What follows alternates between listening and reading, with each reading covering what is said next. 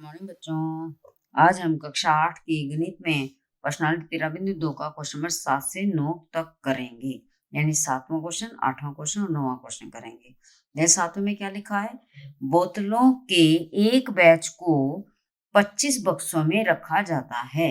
एक बैच है, उसमें 25 बक्सों में रखा जाता है। प्रत्येक बक्स में 12 बोतलें हैं। प्रत्येक बक्स में कितनी बोतलें हैं? 12।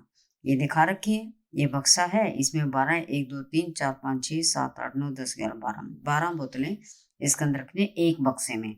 यदि इसी बैच को, ये जो बैच है, इसी बैच को बोतलों को इस प्रकार रखा जाए कि प्रत्येक बक्स में 20 बोतलें हों, तो कितने बक्स भरे जाएंगे? कहते हैं इसमें तो है, जब 12 बोतलें रखे जा रहे हैं तो 25 बक्सों की जरूरत है। लेकिन अगर एक में 20 बोतलें, 1 2 3 4 5 5 और इसकी 4 लाइनें हैं, 5 के 20, यानी 20 बोतलें एक बक्से में रखी जाएं तो बक्से कम लगेंगे। नेचुरल सी बात है। या अगर इसमें 12 रखे हैं तो बक्से 25, इसका तो दे रखा है। लेकिन अगर आपको 20 बोतलें रखनी है एक बक्से में, बक्सा बड़ा हो गया पर इनकी जो संख्या है बक्सों की वो कम हो गई, बोतलें ज्यादा हो गई और बक्सों की संख्या कम हो गई। इसका मतलब क्या है? व्युत्क्रमानुपाती है। तो हम इसको कर लेते हैं, क्वेश्चन को लिख के रखा है। प्रत्येक बक्स में बोतलों की संख्या कितनी दे रही है हमें? पहले हमारे प्रत्येक बक्स में बोतलें कितनी है? 12 बोतलों की संख्या है, तो बक्स की कितने चाहिए? 25। बक्सों की संख्या 25 हमने लिख के रखा है। ये प्रत्येक बक्स में लिखा है, प्रत्येक बक्स में 12 बोतलें हैं, प्रत्येक बक्स में बोतलों की संख्या और बक्स की संख्या उसमें 25। यदि इसी बैच की बोतलों को इस प्रकार रखा जाए, प्रत्येक बक्स में 20 बोतलें हों, और प्रत्येक बक्स में बोतलों की संख्या कितनी कर दी? 20, तो बक्स कितने लगेंगे? हमें नहीं मालूम कितने लगेंगे, लेकिन हमें पता है बोतलें अगर ज्यादा कर दी तो बक्स कम लगेंगे। इसका मतलब अगर हम ले लेंगे x1 y1 और ये हो गया x2 y2, तो हमने y2 का मान आपको बताना है। तब कैसा व्युत्क्रमानुपाती होगा ये या प्रतिलोम समानुपात? कैसा होगा? प्रतिलोम समानुपात।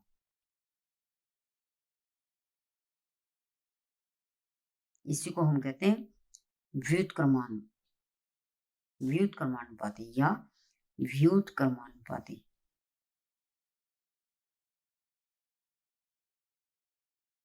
जब भी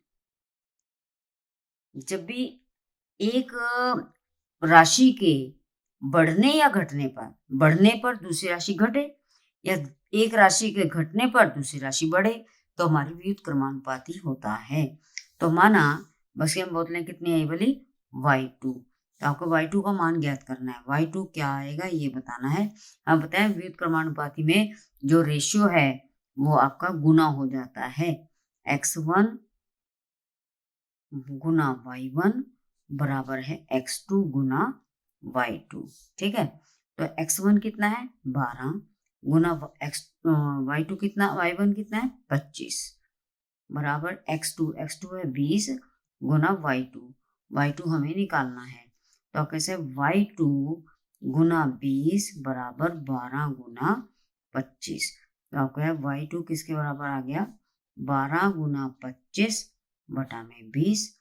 ओके, 5 बचा 25, 5 के 20, 4 एकम 4, 4 3 12, यानी 3 पंजे 15। क्या है ये? बक्सों की संख्या कितनी चाहिए अब? 15। ये आपके पास बक्सों की संख्या आ गई। तो ये कम होगी, पहले 25 चाहिए थे और अब 15 चाहिए। तो यह बक्सों की संख्या। क्या लिखेंगे हम यहाँ पर? बक्सों की संख्या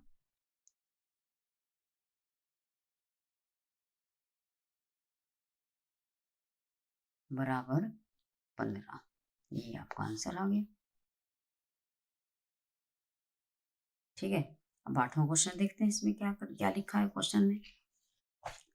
8वें क्वेश्चन में लिखा है, एक फैक्ट्री की कुछ वस्तुएं 63 दिन में बनाने के लिए एक फैक्ट्री को हो गया यहाँ पर, एक फैक्ट्री को कुछ वस्तुएं 63 दिन में बनाने के लिए 42 मशीनों की आवश्यकता होती है। अगर कुछ वस्तुएं मतलब कुछ निश्चित हैं वस्तुएं कम या ज्यादा से मतलब नहीं है, मतलब आपको जितनी बनानी है वही। आप कहते हैं उसको बढ़ाया नहीं, उतनी ही वस्तुएं कह रहे हैं, यानी निश्चित वस्तुएं हैं। 54 दिन में बनाने के लिए कितनी मशीनों की आवश्यकता होगी?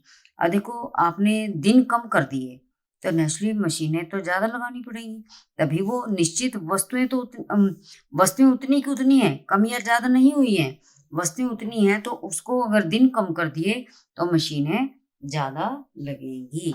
हम करेंगे इसको।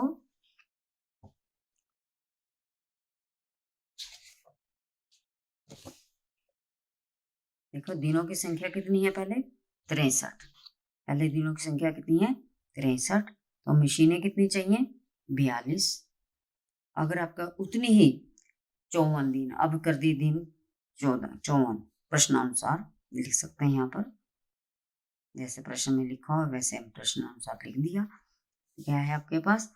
तो कितनी मशीनों की आवश्यकता है हमें नहीं मालूम, यहाँ पर हमें बताना है कितनी मशीनों की आवश्यकता पड़ेगी। अभी देखो दिन कम हो गए तो मशीन ज्यादा चाहिएगी, इसका मतलब ये राशि घटने पर दूसरी राशि बढ़ रही है, तो क्या है ये? प्रतिलोम समानुपात या व्युत्क्रमानुपाती। और व्युत्क्रमानुपाती क्या होता है? दोनों अनुपातों को गुना करना पड़ता है। ये x1 ले लेते हैं, ये y1 ले लेते हैं, ये x2 ले लेंगे, ये y2 ले लेंगे। तो आपको ऐसे व्युत्क्रमानुपाती में एक राशि के घटने पर दूसरी राशि बढ़ रही है, तो आपका ऐसे इसका क्या फार्मूला है? x1 गुना y1 बराबर है x2 गुना y2। जो आपकी राशि है उसमें गुना हो जाती है। x1 कितना है? 63 गुना y1 आपके पास 42 बराबर x2 आपका पास है 54 गुना y2। तो 54 गुना y2 बराबर है 63 गुना 42। मैंने इसको दिया, इधर वैसे यहीं पे भी कर सकते हैं, 54 से भाग कर दिए।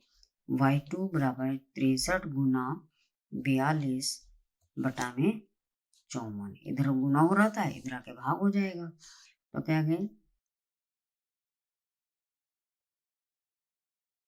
अब ये कट जाएगा, 3 पे कटेगा, 3 दूनी 6, 3 एकम 3, 3 एकम 3, 3 अठे 24, फिर 3 पे कट जाएगा, 3 6 18, 3 7 21, क्या बचा? 7 गुना 42 बटा में 6, तो किस पे कटा? 6 7 42, 6 7 42, तो कितना आ गया? 7 गुना 7 यानी कि 49। 49 क्या है? मशीनों की संख्या। लिखेंगे मशीनों की संख्या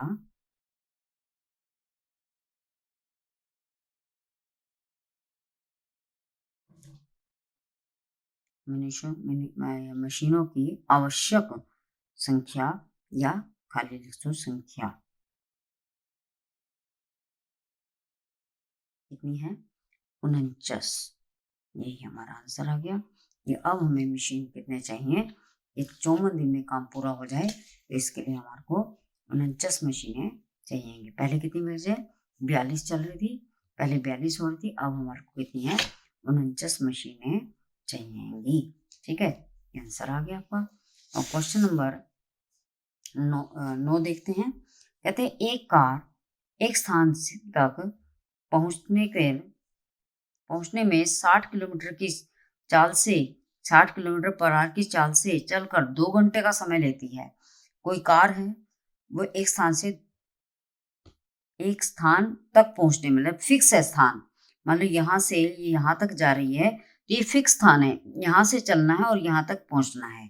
ठीक है, तो कितनी स्पीड है? 60 किलोमीटर पर आवर की स्पीड से ये 2 घंटे लेती है।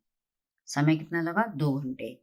और अगर वह 80 किलोमीटर, 60 की बजाय कितना होगा? 80 किलोमीटर पर आवर की स्पीड से चलती है, तब उस कार को कितना समय लगेगा? हमें नहीं मालूम कितना समय लगेगा। तो 60 किलोमीटर चाल जो है वो, कार की चाल 60 किलोमीटर 2 घंटे में पहुंचती है। चाल को बढ़ा दिया तो वो 2 घंटे से कम समय लेगी। 2 घंटे तो नहीं ले सकती ना, 2 घंटे से कम समय लेगी। इसका मतलब क्या है? कि वो व्युत्क्रमानुपाती है। इसका मतलब क्वेश्चन जो है वो व्युत्क्रमानुपाती है। हम कैसे लिखेंगे इसको कि चाल लिखी है 60 किलोमीटर पर आवर में है तो 60 लिखेंगे। 2 घंटे घंटों में है और समय है ये प्रश्नानुसार लिख देंगे हम, जैसे प्रश्न में है लिखा हुआ वैसे ही हम चलेंगे। 80 किलोमीटर पर आवर और स्पीड समय हमें नहीं मालूम। समय आपको होते हैं चाल के बढ़ने पर समय कम लगेगा तो क्या हुआ व्युत्क्रमानुपाती।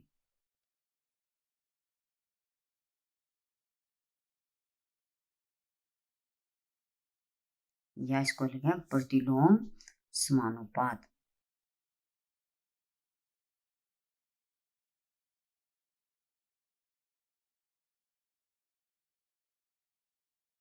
क्यों?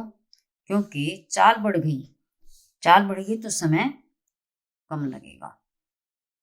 ज्यादा चाल समय कम। एक राशि के बढ़ने पर दूसरी राशि कम लगे तो उसको कहते हैं व्युत्क्रमानुपाती।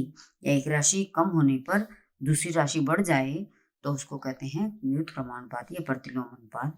तो इसमें क्वेश्चन क्या करते हैं, इसको मान लो x1 y1, इसको ले लें x2, इसको y2। हमें मालूम है ये क्या है, इसका क्या करना होता है, इसमें x1 गुना y1 बराबर है x2 गुना y2। यही तो कहता है सीधा समानुपात हो तो x1 बटा y1 अनुपात निकालते हैं, नहीं तो हम इनकी गुना करते हैं। तो आपके पास यहाँ पर दिया y2 हमें निकालना है, इसको इधर रख लेते हैं। x2 गुना y2 बराबर x1 गुना y1, एक ही बात है। इसमें दिया हुआ है x1 गुना y1 आपको दिया गया ये 60 है, ये 60 है, y1 2 है और x2 आपको दिया है 80 गुना y2। तो y2 का मान कितना आ गया 60 गुना 2 बटा में 80। काट लो इसको, पहले तो 10 पे कट जाएगा, 10 छः 60, 10 अठा 80। फिर बचा आपके पास 6 गुना 2 बटा में 8। ये 2 पे कट गया, 2 चौके 8। अब ये कटेगा, 2 दूनी 4, 2 तिये 6, यानी 3 बटे 2। कितना बच गया 3 बटे 2। तो 3 को 2 से भाग कर लेते हैं, 1.5 आ जाएगा। 3 का आधा, 3 का आधा कितना होता है, 1 तो पूरा और बाकी आधा। 3 को हम भाग करें इसे, 2 एकम 2, बच गया 1। क्या लिखेंगे 1 सही 1 बटा 2। और ये क्या चीज है, घंटे, समय था ना।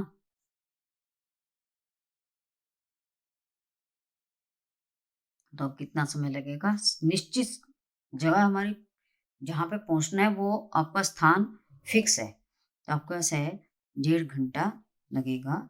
ये आंसर हमारा आ गया। 1.5 घंटा को 1 घंटा 30 मिनट इसको लगेंगे। पहले कितने लगते हैं, 2 घंटे लग रहे थे, अब 1 घंटा 30 मिनट लगेंगे। ठीक है, आशा करती हूँ आपको 7 से लेके 9 तक के, 7 से 9 तक के क्वेश्चन समझ में आ गए होंगे। धन्यवाद। अगर आपको मेरी वीडियो अच्छी लगे तो मेरी वीडियो को लाइक, शेयर और सब्सक्राइब करें।